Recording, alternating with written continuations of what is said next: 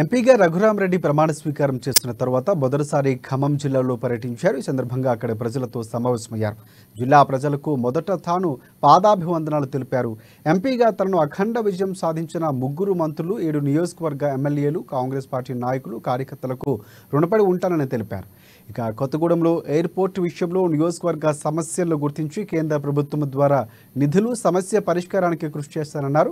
త్వరలోనే జిల్లాలోని అన్ని నియోజకవర్గాలు, మండలాలను పర్యటించి వారి సమస్యలు తెలుసుకుని వాటిని పరిష్కరించడానికి కృషి చేస్తానని అన్నారు రఘురామ్ రెడ్డి.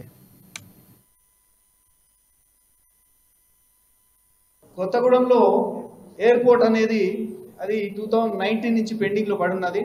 ఆ ఫైల్ కూడా, దానికి సంబంధించిన ఫైల్ కూడా మొన్ననే మన పొంగులేటి శ్రీనివాస్ రెడ్డి గారు కలెక్టర్తో మాట్లాడారు. ఆ ఫైల్ కూడా తీసి పెట్టానన్నమాట. ప్రతి అసెంబ్లీ సెగ్మెంట్కి పోయి అక్కడ ఉన్న కేంద్రానికి సంబంధించిన సమస్యలు తీసి వాటిపై కొంత టైం స్పెండ్ చేసి స్టడీ చేసి అవన్నీ ఢిల్లీలో తీసుకెళ్లి ఉన్న మంత్రులతో మాట్లాడుకుంటా, అది అంటే సంబంధించిన మంత్రుల ఆఫీసులకు పోయి తీసుకుందాం అనేది నిర్ణయం తీసుకున్నాము.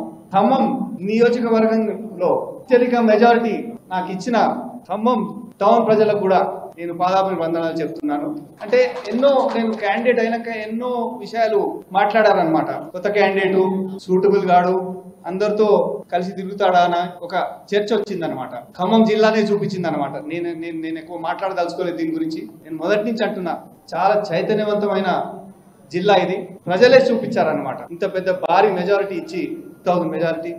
మిగతా అసెంబ్లీలో కూడా పోయిన నవంబర్, డిసెంబర్ ఎలక్షన్ కంటే డబుల్ మెజారిటీ తీసుకొచ్చిందనమాట ఖమ్మం జిల్లా.